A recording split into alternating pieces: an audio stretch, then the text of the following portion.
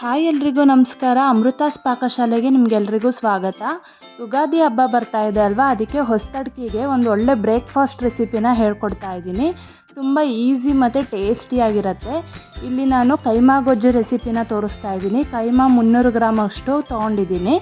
ಅದಕ್ಕೆ ಮಸಾಲೆಗೆ ಇದು ಕೊಬ್ಬರಿ ತೊಗೊಂಡಿದ್ದೀನಿ, ಶುಂಠಿ, ಬೆಳ್ಳುಳ್ಳಿ, ಚಕ್ಕೆ, ಲವಂಗ, ಕೊತ್ತಂಬರಿ, ಹಾಗೆ ರೋಸ್ಟ್ ಮಾಡಿಟ್ಕೊಂಡಿರೋ ಈರುಳ್ಳಿ, ಇದು ಕಾಶ್ಮೀರಿ ರೆಡ್ ಚಿಲ್ಲಿ ಪೌಡ್ರು ಮತ್ತು ಧನಿಯಾ ಪುಡಿ, ಹಾಗೆ ಒಗ್ಗರಣೆಗೆ ಬಟಾಣಿ, ಮೆಂತ್ಯ ಸೊಪ್ಪು, ಈರುಳ್ಳಿ, ಅರಿಶಿನ, ಉಪ್ಪು ಮತ್ತು ಖಾರದ ಪುಡಿ ಇಷ್ಟನ್ನು ತೊಗೊಂಡಿದ್ದೀನಿ. ಇವಾಗ ಮಸಾಲೆಗೆ ಸ್ವಲ್ಪ ಹೊತ್ತು ರೋಸ್ಟ್ ಮಾಡಿ ಇಟ್ಕೊಂಡಿದ್ನಲ್ವ ಈರುಳ್ಳಿ, ಅದನ್ನು ಹಾಕ್ಕೊತಾ ಇದ್ದೀನಿ. ತುಂಬ ಏನು ರೋಸ್ಟ್ ಮಾಡೋದು ಬೇಡ, ಫ್ರೈಡ್ ಬೇಡ ತುಂಬ.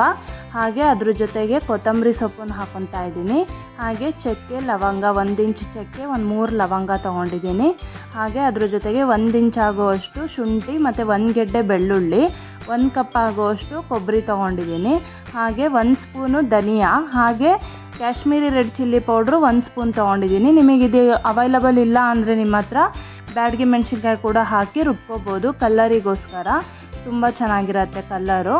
ಈಗ ಒಂದು ಕುಕ್ಕರ್ಗೆ ಎಣ್ಣೆ ಹಾಕ್ಬಿಟ್ಟು, ಸ್ವಲ್ಪ ಜಾಸ್ತಿನೇ ಹಾಕ್ಕೊಂಡಿದ್ದೀನಿ. ಸ್ವಲ್ಪ ಎಣ್ಣೆ ಇದಕ್ಕೆ ಜಾಸ್ತಿ ಇದ್ದರೆ ಚೆನ್ನಾಗಿರುತ್ತೆ, ಅದಕ್ಕೋಸ್ಕರ ಎಣ್ಣೆ ಹಾಕ್ಬಿಟ್ಟು ಈರುಳ್ಳಿ ಹಾಕ್ಕೊತಾ ಇದ್ದೀನಿ. ಸ್ವಲ್ಪ ಹಾಕಿದ್ರೆ ಸಾಕಾಗುತ್ತೆ, ಒಗ್ಗರಣೆ ಸೀದೋಗಬಾರ್ದು ಅಂತ ಹಾಕ್ಕೊಂಡಿದ್ದೀನಿ ಅಷ್ಟೇ. ಈರುಳ್ಳಿ ಸ್ವಲ್ಪ ಹಾಕ್ಕೊಳ್ಳಿ.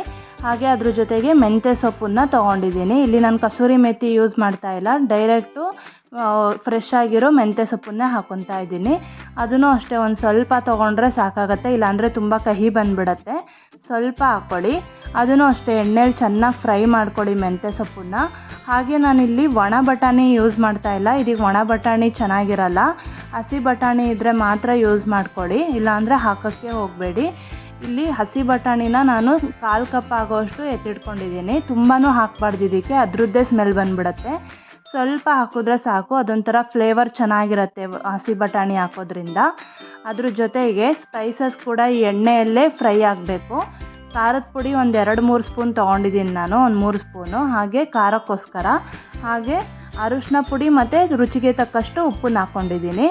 ಇದೂ ಅಷ್ಟೇ, ಖಾರದ ಪುಡಿ ಮತ್ತು ಉಪ್ಪು ಮತ್ತು ಅರಿಶಿನ ಎಲ್ಲ ಎಣ್ಣೆಯಲ್ಲೇ ಫ್ರೈ ಆಗಬೇಕು.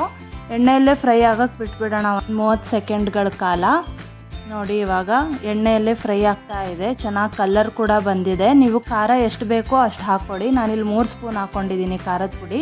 ನಿಮಗೆ ಇನ್ನೂ ಹೆಚ್ಚಿಗೆ ಬೇಕು ಅಂದರೆ ಹಾಕ್ಕೋಬೋದು. ನಾನಿಲ್ಲಿ 300 ಗ್ರಾಮ್ ಕೈಮಾ ತೊಗೊಂಡಿದ್ದೀನಿ, ಅದು ಇವಾಗ ಸೇರಿಸ್ತಾ ಇದ್ದೀನಿ. ಅದೂ ಅಷ್ಟೇ ಈ ಎಣ್ಣೆ ಜೊತೆಗೆ ಫ್ರೈ ಆಗಬೇಕು ಕೈಮಾನು. ಒಂದು 2 ನಿಮಿಷ ಕಾಲ ಮೀಡಿಯಮ್ ಫ್ಲೇಮಲ್ಲಿ ಈ ಕೈಮಾನ ರೋಸ್ಟ್ ಮಾಡ್ಕೊಬೇಕಾಗತ್ತೆ. ಒಂದು 2 ನಿಮಿಷ ಫ್ರೈ ಮಾಡ್ಕೊಳ್ಳಿ ಚೆನ್ನಾಗಿ ಎಣ್ಣೆಯಲ್ಲೇ, ಅದೆಲ್ಲ ಚೆನ್ನಾಗಿ ಹಿಡ್ಕೊಳ್ಳುತ್ತೆ ಉಪ್ಪೆಲ್ಲ. ಅದಕ್ಕೆ ಚೆನ್ನಾಗಿ ಫ್ರೈ ಮಾಡ್ಕೊಂಡಾದಮೇಲೆ ಒಂದು 2 ನಿಮಿಷ ಹಾಗೆ ಬಿಟ್ಬಿಡಬೇಕು.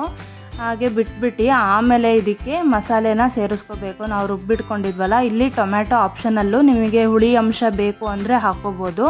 ನಾನಿಲ್ಲಿ ಟೊಮ್ಯಾಟೊ ಸೇರಿಸ್ಕೊಂಡಿಲ್ಲ, ನಿಮಗೆ ಬೇಕು ಅಂದರೆ ಹಾಕ್ಕೋಬೋದು, ಸ್ವಲ್ಪ ಹುಳಿಯಾಗಿ ಚೆನ್ನಾಗಿ ಬರುತ್ತೆ. ಈಗ ಮಸಾಲೆಗೆ ನೀವು ಆ್ಯಡ್ ಮಾಡ್ಕೊಳ್ಳಿ ಟೊಮ್ಯಾಟೊ ಬೇಕಂದರೆ. ಹಾಗೆ ಅದ್ರ ಜೊತೆಗೆ ಕನ್ಸಿಸ್ಟೆನ್ಸಿ ಎಷ್ಟು ಬೇಕೋ ಅಷ್ಟನ್ನು ನಾನು ನೀರನ್ನು ಹಾಕ್ಕೊಂಡಿದ್ದೀನಿ. ಬಟ್ ತುಂಬಾ ತೆಳ್ಳ ಮಾಡ್ಕೊಳ್ಳೋಕೆ ಹೋಗಬೇಡಿ, ಯಾಕಂದರೆ ಮಟನಲ್ಲಿ ನೀರಿರುತ್ತೆ, ಅದು ಬಿಟ್ಕೊಳ್ಳುತ್ತೆ. ಅದಕ್ಕೋಸ್ಕರ ಸ್ವಲ್ಪ ಗಟ್ಟಿ ಇದ್ದಂಗ್ಲೇ, ಅದು ಗಟ್ಟಿ ಇರುವಾಗಲೇ ಅದು ಹಂಗೆ ಬಿಟ್ಬಿಡಬೇಕು ನೀರು. ತುಂಬಾ ನೀರು ಸೇರ್ಸೋಕ್ಕೆ ಹೋಗಬಾರ್ದು ಈ ಟೈಮಲ್ಲಿ. ಆಮೇಲೆ ಕುದ್ದಾದ್ಮೇಲೆ ನೀರು ಬಿಟ್ಕೊಂಡಿರತ್ತೆ. ಸ್ವಲ್ಪ ಗಟ್ಟಿ ಇದ್ದಂಗೆ ಮುಚ್ಚಳ ಮುಚ್ಚಿ ಬೇಯಕ್ಕೆ ಇಟ್ಬಿಡಬೇಕು.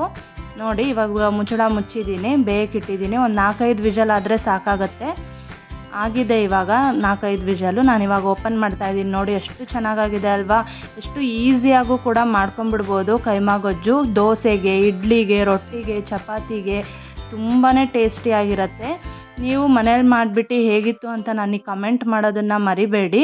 ಕೈಮಾ ಗೊಜ್ಜಂತೂ ತುಂಬಾ ಇಷ್ಟಪಡ್ತಾರೆ. ನೀವು ಮನೇಲಿ ಮಾಡಿದ್ರೆ ಮತ್ತೆ ಪದೇ ಪದೇ ಮಾಡ್ತಾನೆ ಇರ್ತೀರ, ಅಷ್ಟು ಟೇಸ್ಟಿಯಾಗಿರುತ್ತೆ. ನೀವು ಒಂದ್ಸರಿ ಟ್ರೈ ಮಾಡಿ. ಹಾಗೆ ನಮ್ಮ ಚಾನಲ್ ಇನ್ನೂ ಸಬ್ಸ್ಕ್ರೈಬ್ ಆಗಿಲ್ಲ ಅಂದರೆ ಸಬ್ಸ್ಕ್ರೈಬ್ ಮಾಡ್ಕೊಳ್ಳಿ. ಈ ಯುಗಾದಿ ಹೊಸತಡ್ಕಿಗೆ ಈ ರೆಸಿಪಿನ ಆ್ಯಡ್ ಮಾಡಿ, ತುಂಬ ಟೇಸ್ಟಿಯಾಗಿರುತ್ತೆ. ಇಡ್ಲಿ ಜೊತೆಗೆ ತಿಂಡಿಗೆ ಮಾಡ್ಕೋಬೋದು.